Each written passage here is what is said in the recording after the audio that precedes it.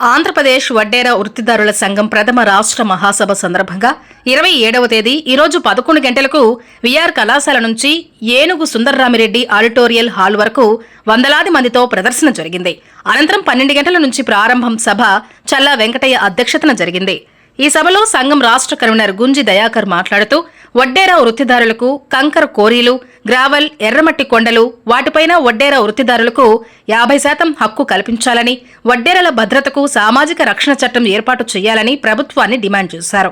మన దేశానికి స్వాతంత్ర్యం వచ్చి 78 సంవత్సరాలు పూర్తయినా నేటికీ సమాజంలో కొన్ని వృత్తుల్లో ఉన్న వృత్తిదారులపైన సామాజిక దాడులు, దౌర్జన్యాలు, మహిళలపైన అత్యాచారాలు కొనసాగుతూనే ఉన్నాయని, ఉదాహరణకు చిత్తూరులో వడ్డేరా కుటుంబానికి సంబంధించిన మహిళపై అత్యాచారం చేసి చంపి బావిలో వేసిన ఘటన, నెల్లూరు జిల్లా అల్లూరులో డిగ్రీ చదివిన ఒక బాలికపై అత్యాచారం చేసి హత్య చేసి చెరువులో పూడ్చిపెట్టిన ఘటన, గుంటూరు నగరంలో అభం శుభం తెలియని 4 సంవత్సరాల చిన్నారిపై అత్యాచార ఘటన సమాజం సిగ్గుపడే విధంగా నేటికి ఇలాంటివి జరుగుతూనే ఉన్నాయి. కానీ వీటిని అరికట్టేందుకు వడ్డేరా వృత్తిదారుల కుటుంబాలకు ఎస్సీ ఎస్టీ అట్రాసిటీ లాగా సామాజిక రక్షణ చట్టం ఏర్పాటు చేయాలని ఈ మహాసభ సందర్భంగా ఆయన ప్రభుత్వాన్ని డిమాండ్ చేశారు.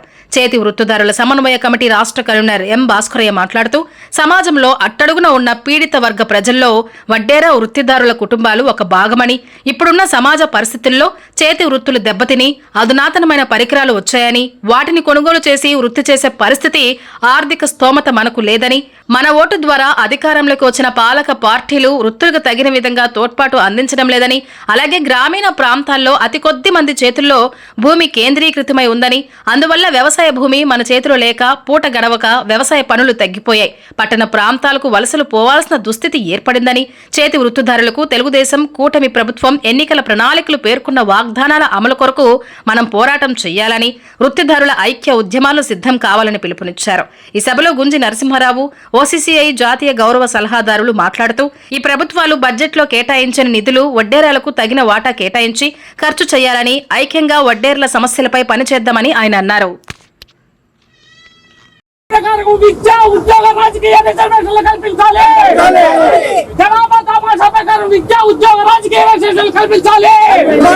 సామాజిక రక్షణ చట్టం తేవాలి. సామాజిక రక్షణ చట్టం ఏర్పాటు చేయాలి. సామాజిక రక్షణ చట్టం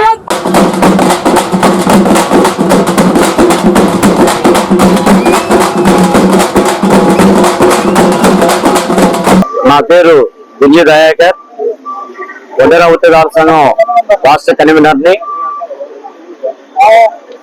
వడ్డేరా వృత్తిదారుల సంఘం గత 10 సంవత్సరాల క్రితం ఏర్పాటు చేశాము. ఇది రీసెర్చ్ సంఘం. రాష్ట్రంలో ఉన్నటువంటి అనేక జిల్లాల్లో ఈరోజు మహాసభలు జరుపుకొని ఈరోజు రాష్ట్ర వ్యాప్తంగా రాష్ట్ర మహాసభలు జరుపుకోవడానికి ఈరోజు ఈ కాలేజీ గ్రౌండ్ నుంచి ర్యాలీగా బయలుదేరి ఏనుగు సుందర్రామిరెడ్డి ఆడిటోరియంలో ఈరోజు రేపు సభలు జరుగుతాయి. అందు కారణంగా ఈరోజు రాష్ట్ర నలుమూలల నుంచి అనేక మంది వడ్డేర వృత్తిదారులు రావడం జరిగింది.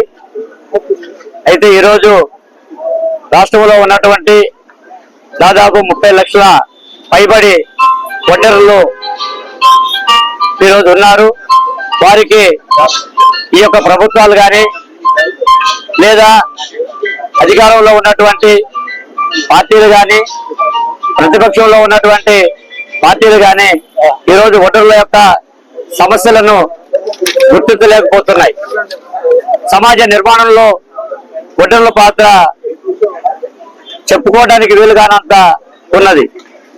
ఆ రోజు సమాజ ఏర్పాటులో తాగేదానికి నీళ్ళు లేకపోతే బావులు తవ్వింది వడ్డేరులు.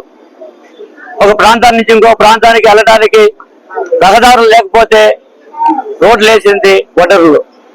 ఈరోజు పంటలు పండించుకుంటున్నామంటే అనేక ప్రాంతాల్లో చెరువులు తవ్వడం, కట్టడాలు కట్టడం, ప్రాజెక్టులు కట్టడం, వీటంటల్లో కూడా వడ్డేరుల పాత్ర ఎంతో ఉంది. అయితే ప్రాజెక్టులు కట్టారు, కట్టడాలు కట్టారు, చరిత్రాత్మకమైనటువంటి కట్టడాలని ఈరోజు భారతదేశంలో వడ్డేరులు నిర్మించున్నారు. అయితే ఈరోజు చరిత్రలో వడ్డేరులకి ఎక్కడ స్థానము కనిపించడం లేదు. ఒడ్డర్లని పట్టించుకున్నటువంటి పాపాను బాలేదు. ఈ రోజు ఒడ్డర్లు వాళ్ళు ఉన్నటువంటి వృత్తిని ఈ రోజు అధిరాత్రమైనటువంటి యంత్రాలు వచ్చి వృత్తి కూడా కోల్పోయినటువంటి పరిస్థితి చాలా వరకు ఉన్నది. ఈ రోజు ఉన్నటువంటి ఉన్న వాళ్ళల్లో ఒక 30% 40% ఆ వృత్తినే నమ్ముకొని ఆ వృత్తిదారులు జీవనం సాగిస్తున్నారు. వాళ్ళకి సరైనటువంటి ఆదరణ ఈ ప్రభుత్వాలు ఇవ్వడం లేదు. కావలసినటువంటి పనిముట్లు కానీ వాళ్ళు పని చేసుకోవడానికి అవసరమైనటువంటి నిధులు కానీ సంక్షేమ పథకాలు కానీ ఈ ప్రభుత్వాలు ఇవ్వడానికి ముందుకు రావడం లేదు. ఇవన్నీ కూడా జరుగుతూ ఉన్నాయి.